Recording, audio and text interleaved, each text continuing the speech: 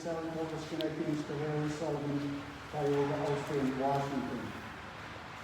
As of this morning, we had snow all across the state.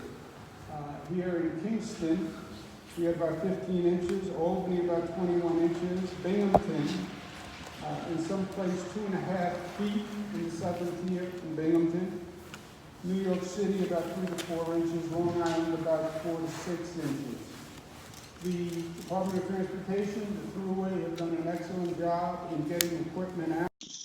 Ulster County, likewise, they've done a great job, but we expect another 4 to 5 inches coming down before the storm leaves the state at about 1, 2 o'clock this afternoon.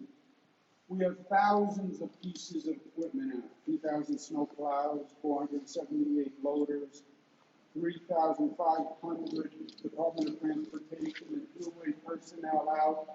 That's without county personnel, city personnel, town personnel. So there are a lot of people working very hard today to clear those roads. If you do not have to be on the roads, please don't travel today. First, it is dangerous. The roads are dangerous, especially a lot of the local roads are very dangerous. And second, the people who are trying to do the plowing and clearing the roads, the traffic is an obstacle to that.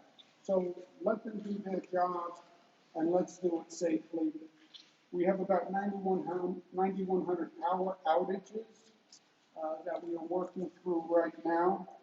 We had about 600 automobile accidents, and we had about 2 fatalities. So it is a serious condition, and again, stay home if you can.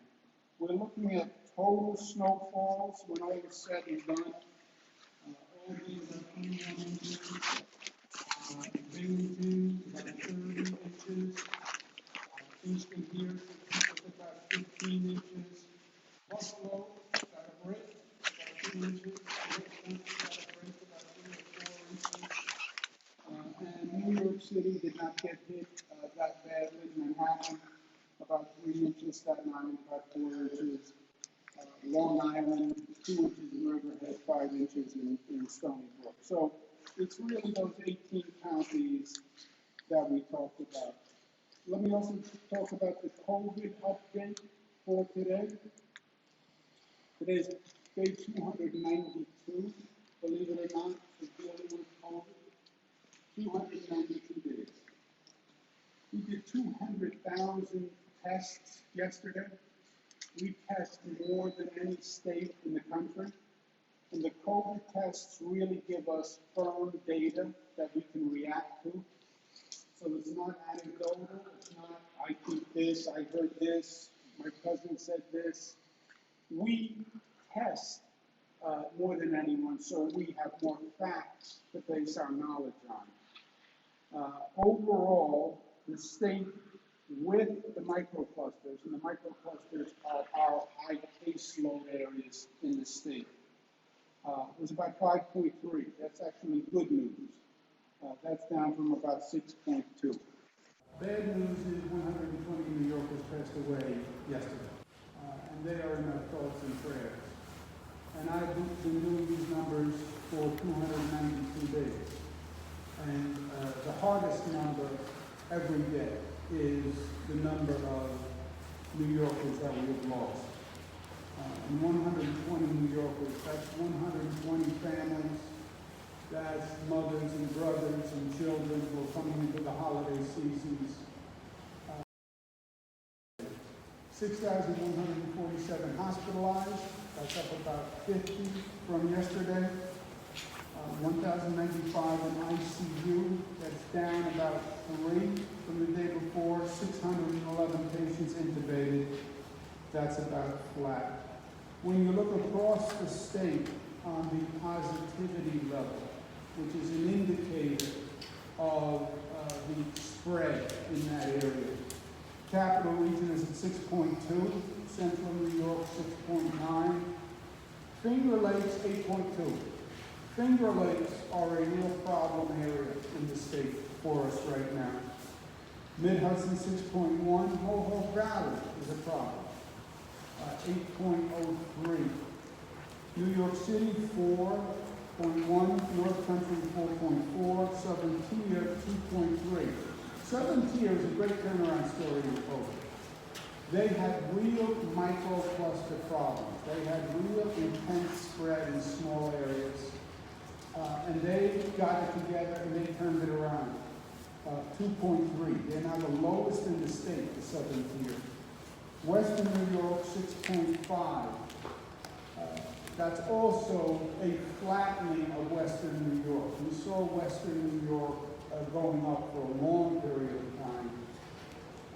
People got the word out. They took it seriously. We're now seeing a flattening of that increase, and that's good news. Now, Finger Lakes, Mohawk Valley. Statewide, that's 5.2%. On COVID, let me say this, and let's get a simple message that we can all agree with. We want to slow the spread. We want to avoid shutdowns, and together we can do it. Slow the spread. How do you slow the spread? We're smart during the holiday season. It's a difficult situation. Holidays, people come together. There's a feeling of safety in your home. There's a feeling of safety when you're with your family.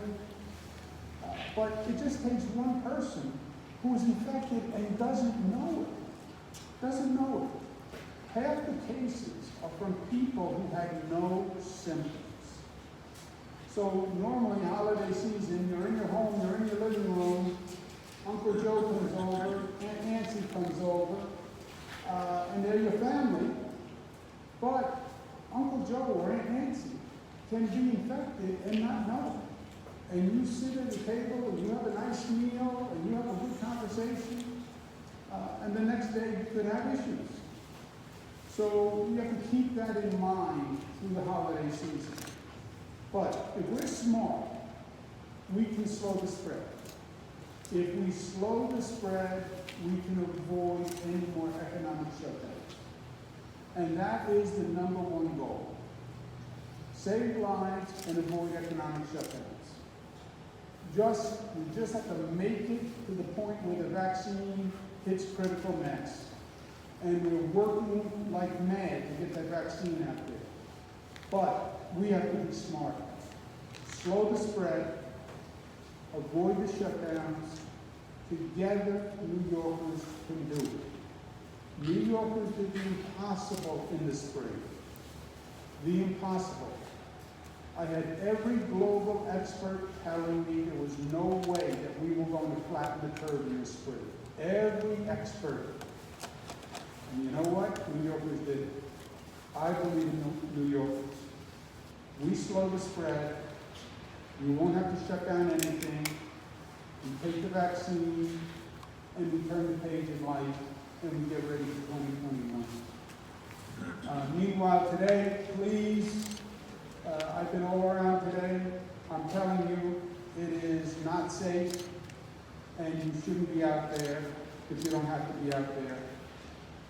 And there are a lot of issues slowing down the plows, slowing down the personnel who have been working now for multiple hours. And everybody's tired. The storm leaves this afternoon. Let's clean it up. We'll move on. Any questions? Sir? Is there any tough questions for Pat Ryan? Pat Ryan and Mary will say there is not a question you can ask them that you can stump. That's what they just said to me. Is there any disruption of the vaccine distribution because of the storm? There is, not on the main transport. Where we're going with the vaccination now is the federal government basically flies in the vaccine, comes by airplane, FedEx, UPS are a big part of the logistical drop-off. But there's no significant disruption. In places where we need to supplement the transportation with four-wheel drive vehicles, heavy equipment, we're doing that. Nobody wants to stump Pat Ryan? Steve Noble, thank you very much. Be safe, be careful.